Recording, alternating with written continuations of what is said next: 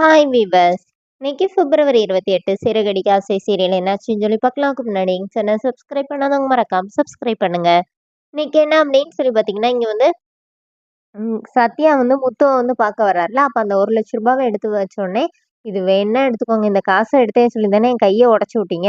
இல்லாட்டி விடுங்க நானே எடுத்துக்கிறேன்னோனே" இப்போ வந்து முத்து கையில ஒரு அடி அடிச்சுட்டு அந்த காச எடுத்துடுறாரு. "இது எங்க அப்பாவோட காசு. கஷ்டப்பட்டு உழைச்ச காசு" அப்படின்னோனே, "வேணுனா இதுக்கு இந்த பிச்சை காசுக்கு தானே என்ன இந்த மாரி பண்ணீங்க. வேணுனா சொல்லுங்க வட்டியும் போட்டு தந்துர்றேன்னு" சொல்லிட்டு இன்னொரு ரூ. 5,000 எடுத்து நீட்டுறாரு.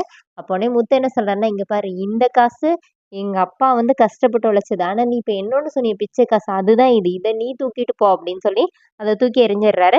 அப்புறமா சத்யா ரொம்ப திமிரா வேற பேசுறாரு இந்த மாரி.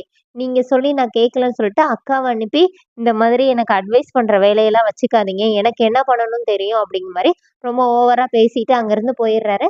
அப்போனே செல்வம் சொல்றாரு இந்த மாரி, "இவன் இவ்ளோ பேசுவான்னு இப்ப தான்டா எனக்கே தெரியுது. நீ அன்னைக்கு சொன்னப்போ கூட நான் நம்பவே இல்லடா" அப்படின்னு சொல்லி செல்வம் வந்து முத்துக்கிட்ட பேசிட்டு இருக்கிறாரு.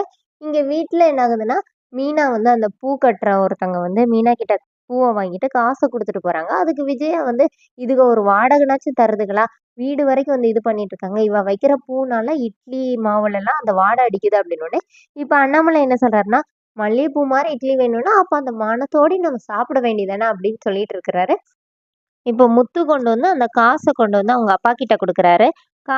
பணம் கொண்டு வந்திருக்கிறாருன்னோனே, மனோஜ் ரூம்குள்ள இருந்து ஓடி வந்தோனே, "பாத்தீங்களாப்பா, இந்த முழு வடமனன கிடைச்சோனே எலி எப்படி வலைக்குள்ளேருந்து வெளியில வருமோ, அதே மாரி இவன் வாரான் பாருங்க, வாய பாருங்க" அப்படி சொல்லி இது பண்ணிட்டு இருக்கிறாரு.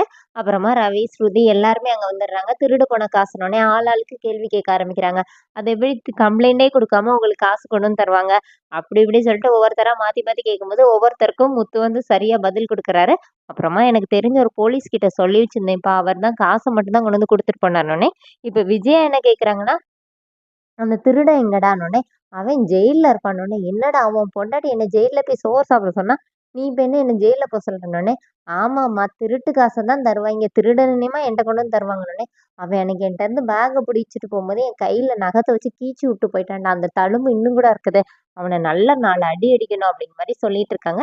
இப்ப காச வாங்கிட்டு அண்ணாமலையும் வந்து காச நானே வச்சுக்கிறேன்னு போயிடுறாரு. எல்லாருமா போயிடுறாங்க. ரோஹிணி மட்டும் ஒரு டவுட்டாவே நின்னு ஏதோ பயங்கரமா யோசிச்சுட்டு இருக்காங்க. அப்புறமா ரூம்ல போய் மனோஜ் கிட்ட வந்து, "எனக்கு என்னமோ முத்து மேல டவுட்டா இருக்கு.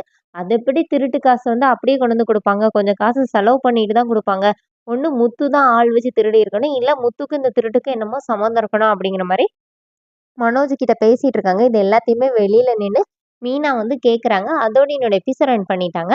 நாளைக்கு என்ன அப்படின்னு சொல்லி பார்த்தீங்கன்னா, அண்ணாமலையோட சட்டைக்குள்ள இருந்து மனோஜ் வந்து ரூ. 300 எடுத்துடுறாரு அவருக்கே தெரியாம.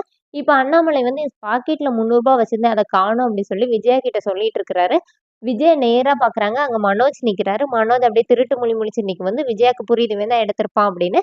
அண்ணாமலை அத பத்தி பேசிட்டே இருக்கிறாரு. அதோட என்னோட எபிசோட் ரன் பண்ணியிருக்காங்க. Thank you.